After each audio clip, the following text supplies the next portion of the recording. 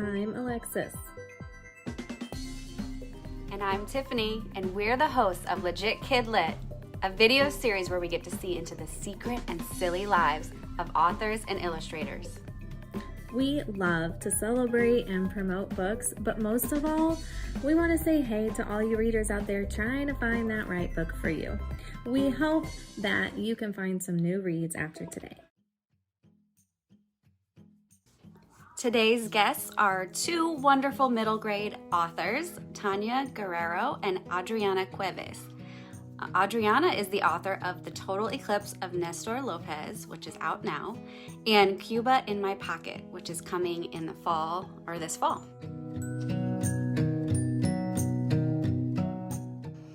So hi everyone, I'm Adrianna Cuevas. As Tiffany said, I am the author of The Total Eclipse of Nestor Lopez and then Cuba in My Pocket, which comes out in September. And this is my dog Cookie. If he will come over here, I will show you my little pupper. And he's good most of the time. He seems really sweet.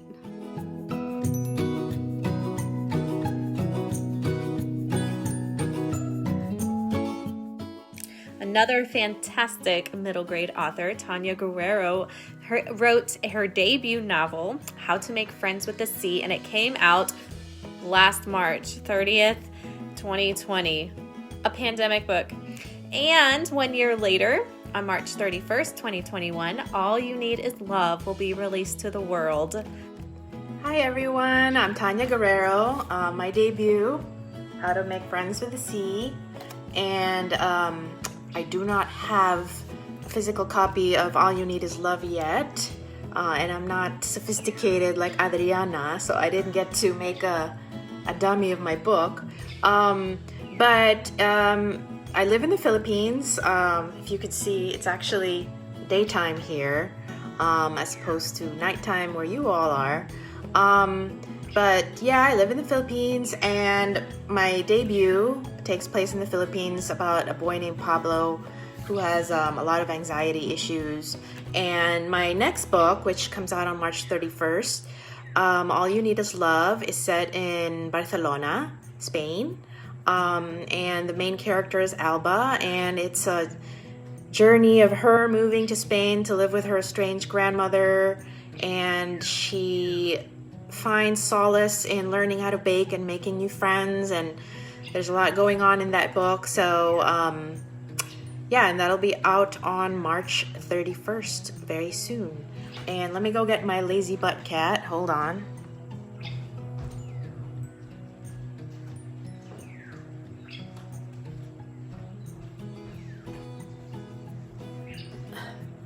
This is Fang, White Fang, otherwise known as Monchito. I rescued him when he was a little newborn kitten, found him on the street, and bottle fed him. He's my only indoor cat. Believe it or not, I have 25 rescued cats out in the garden level. I have a house for them, so they go in and out in the garden, and I have 3 rescue dogs. But this guy, nobody really likes him, and he doesn't get along with anybody, so he gets to stay inside with us. Say hi. Hi everyone. I'm kind of grouchy, but I still like people. Bye.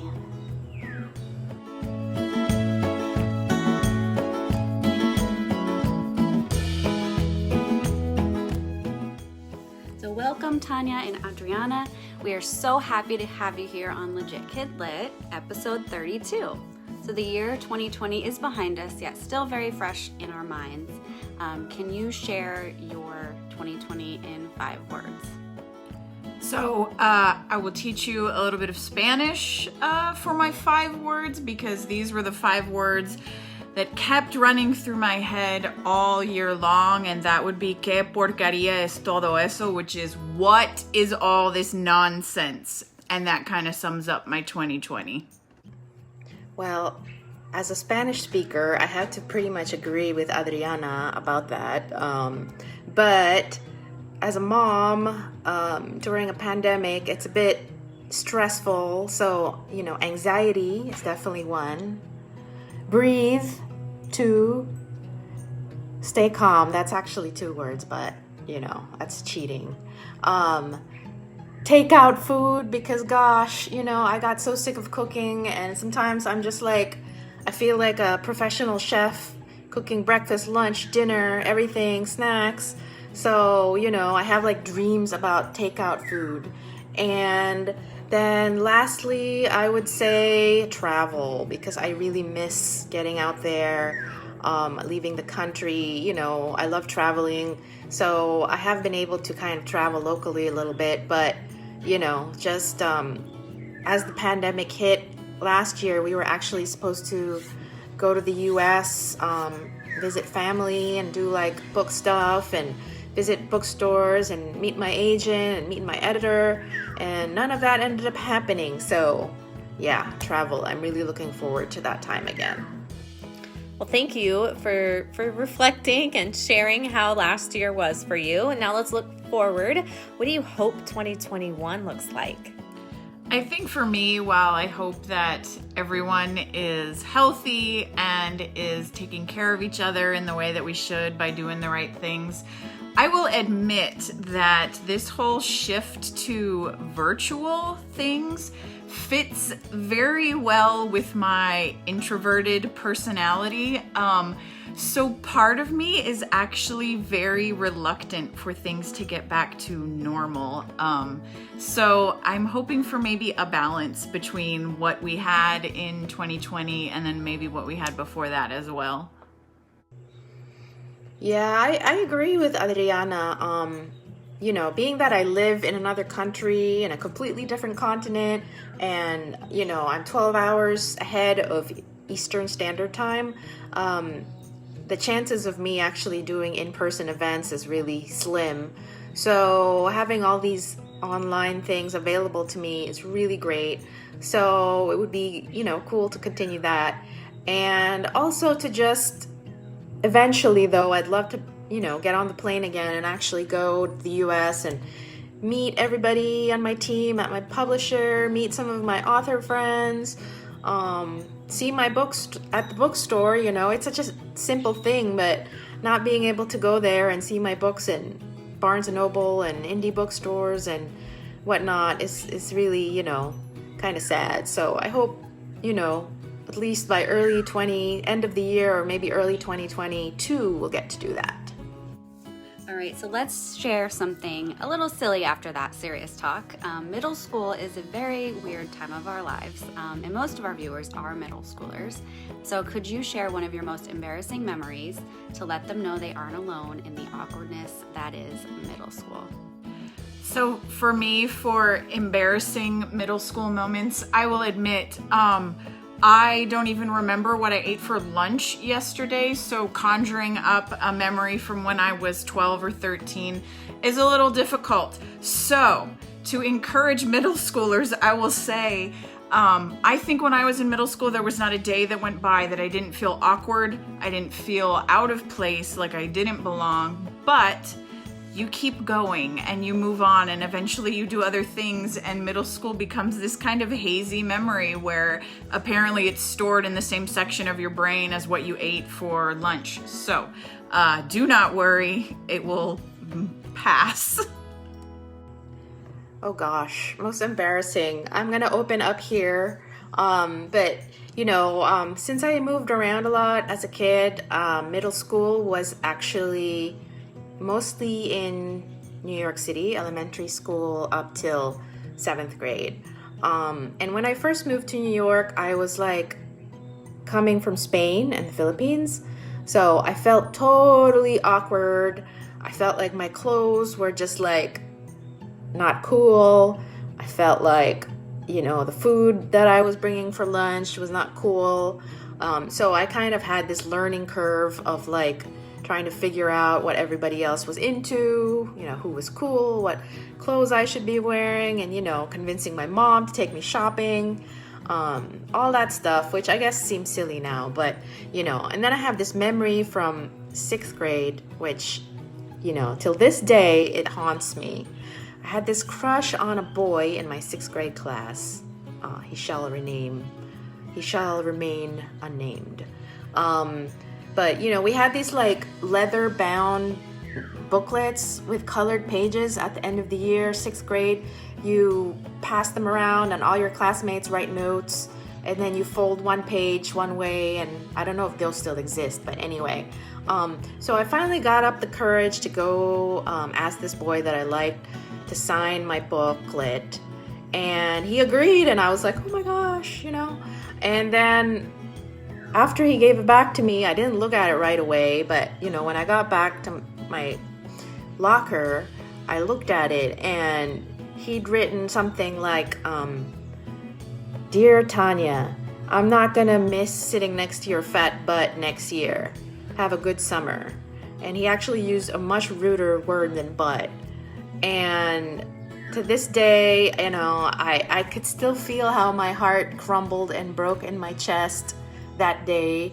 And, you know, it will remain in my mind as one of the most embarrassing middle school moments for me. That was so mean. I'm so sorry, Tanya. Tanya, I think you have found a new villain for future manuscripts, and I support you in that endeavor. Yes, agreed. What I kept saying, I'm thinking, what a jerk. Like, ugh, made me upset. Well, let's move on to your books. We are going to play a game with your books, but first let's learn a little bit about your middle grade masterpieces. Sure. The Total Eclipse of Nestor Lopez is about a boy whose dad is in the army, so he's used to moving around a ton, and his one main goal every time he moves is that no one finds out that he can actually talk to animals. But eventually a witch moves into this new town that he has moved to, and Nestor has to decide whether he's going to risk revealing his secret in order to help everybody in the town. So I based it on my husband's experiences in the military, my son's obsession with animals and animal facts, and then my own Cuban heritage. So there's a lot of Spanish and Cuban food in the book. For Cuba in My Pocket, it's pretty much a complete 180, whereas Nestor is a contemporary fantasy. Cuba in My Pocket is a historical fiction, and it's actually based on my dad's immigration story. He was sent by himself from Cuba to the US when he was 14 in the 1960s, and so I got to sit down with him, ask him a bunch of questions, have him tell me all these new stories that I hadn't heard before. So it was a really nice thing to learn about his life and to get to preserve it in that way, because my dad actually passed away last November, and so to me it showed the power of stories that we have to help preserve people's history and to preserve their experiences. That is absolutely beautiful, and I'm so happy that you got to have that time and to spend with him and really get to know more about his experiences. That's just incredible. So I assume I'm supposed to share a writing quirk with you that I have. When I share this with students during school visits, I usually tell them to turn to their teachers and tell their teachers to plug their ears, because it's probably the worst writing advice that an author could give. But I write my books while I watch television, and I have a good reason for that. I have a very short attention span, and I get distracted very easily. There are authors that can write in complete silence, and my brain does not work that way. It would work too hard to try to overcome the lack of stimulation it's getting.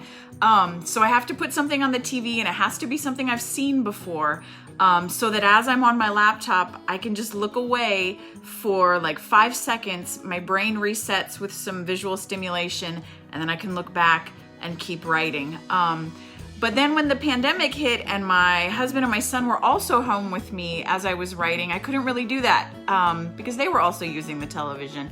So I had to actually train my brain to write while listening to music, which was something I hadn't ever done before. And it took me a while to get into that. And sometimes authors will make playlists that fit exactly with their manuscript. I don't do that. I write my manuscripts while I listen to K-pop, which has nothing to do with what I'm writing, but it just works with how I think, how my brain works, and what helps me maintain my attention the best. So you just have to do whatever works best for your brain.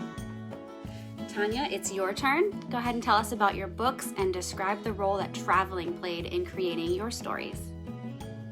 So as I mentioned earlier, I actually moved around a lot as a kid, different schools. I went from the Philippines to Spain, Spain to New York, back to the Philippines, and then back to New York again. So I guess setting stories in countries I'm familiar with, and having that experience of moving to a new school and making finding new family and new friends is a big part of my stories. In How to Make Friends with the Sea, Pablo moves to the Philippines with his mom. His mom is a single mom, and he experiences tons of anxiety. And like me, I had a lot of anxiety as a kid, but I kind of bottled everything up. So I kind of modeled Pablo a little bit on myself, as far as, moving from place to place and bottling up the anxiety. And in the story, he learns to cope with his anxiety by helping another child who is a foster child that his mom suddenly takes in. And through friends and found family that teach him how to be brave and teach him how to open up to his mom, because he can't, open up to his mom. He kind of finds a middle point of being happy, with himself and living with the anxiety that he has and finding coping mechanisms. So, I kind of modeled Pablo's experience a little bit on mine. And in in All You Knead Is Love, as I said earlier, my main character, Alba, moves from New York City to live with her estranged grandmother in Spain because of an abusive relationship at home. So that kind of happened to me when my parents got divorced. Me and my older sister, I was 6 going on 7 at the time, and my sister is 5 years older than me. We moved to Barcelona, Spain to live with my maternal grandparents. We lived there for a few years before moving to New York City. And that experience, although I was not into baking at the time, moving in with my grandparents kind of really healed me emotionally. They always brought us to the country, and we would walk in the forest, and my grandparents were really into foraging, so we kind of learned about finding food in the wild, picking, herbs and stuff like that. And, like 5 a.m., my grandma would wake me up, and I would go to the farm next door with like a metal pail and bring fresh milk from the cow. Like I'd go there with my sister, and the farmer would milk the cow into the little pail and all that stuff. And food was always a really big thing with my grandparents. My grandma was a really, really good cook. So, as Adriana mentioned earlier, food in my stories is also really important because my mom's side of the family is Spanish and my dad's side of the family is Filipino. So in both those cultures, food is a really big thing. So I wanted to tie in the idea of food or cooking as like a potentially healing thing. And about 3 years ago or 2.5 years ago, I started baking bread, specifically sourdough bread. And I found that doing that in my free time really helped me cope with my anxiety and cope with any stress that I was having. So I used that experience as an adult and gave that experience to Alba when she moved to Spain, and she meets with her mom's childhood best friend, Tony, who owns a bakery. And he teaches her how to bake bread. And along with, finding family and learning to heal with friends, baking bread also teaches her how to kind of like meditation, staying calm and centered. And I wanted to write that into the story, and I thought it would be something that maybe kids could get into, if not bread baking, baking other things as well. All right, so it's time for our game. This is called Bring Your Own Book, and here are the rules. First is grab a book. Second, we will spin our wheel of prompts. Everyone will search in their book for text that matches the prompt. You can look for a word, a half a sentence, a whole sentence, or multiple sentences. The first person who finds their answer is the seeker, and they will yell, "I got it!" And then we start a 1-minute timer. At the end of 1 minute, everyone shares their matching text. If you did not find one, you have to open your book and find a random text to share, and then we all vote on the best one. Okay, got my book here. I've got my book. All right, I've got my book. I think I got it. I will admit, and I don't know if Tanya is like me, so How to Make Friends with the Sea was Tanya's first book. Total Eclipse of Nestor Lopez was my first book. I'm now writing my 4th book, so it's been a while since I have perused these pages, so this might be a little rough. All right, so let's see what our first prompt is.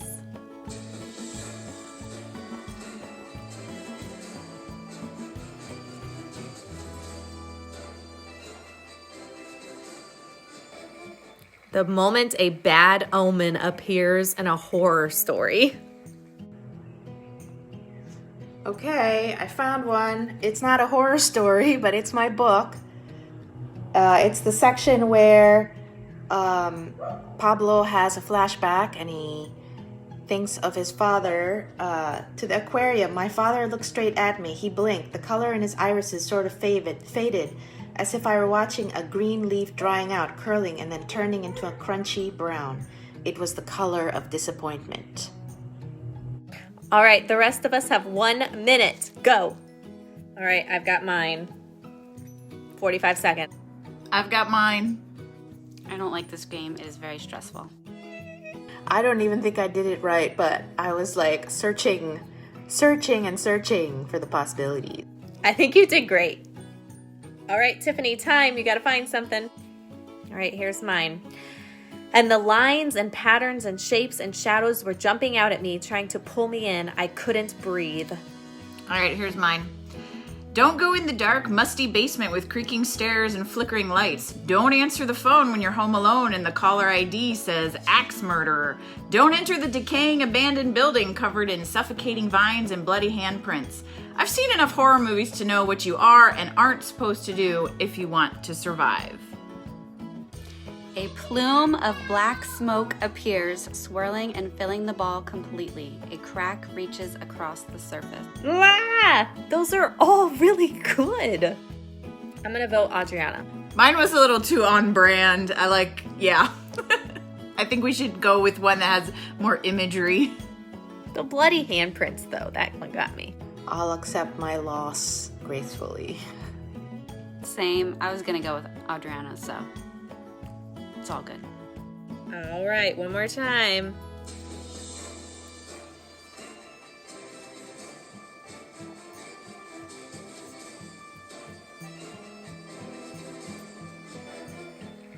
Famous last words. I got it.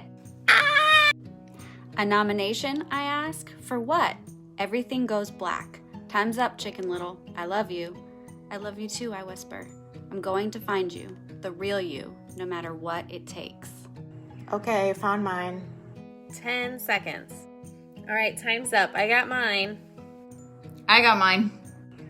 Okay, so this is a scene where Pablo's mom, in How to Make Friends with the Sea, leaves to go to work. See you later, she said, kissing me on the forehead. Oh, and cheeky, please try and finish your bananas this time, okay? Bananas. Saging. Mama pointed at the sliced fruit in the bowl, staring at Cheeky with I mean business kind of eyes. Saging. Bananas, she repeated. What's sagging? I asked. Mama sighed. Nothing is sagging, Pablo. Sagging is banana in Tagalog. Okay, here's mine. It's going to be okay, Cheeky. I'll go next with mine. The snake lifts her head and snaps it to either side as fur sprouts from her scales. Claws burst from her body, and the Tulivieja shakes as she turns into a wolverine. Maria Carmen squeezes my hand even harder, my knuckles cracking.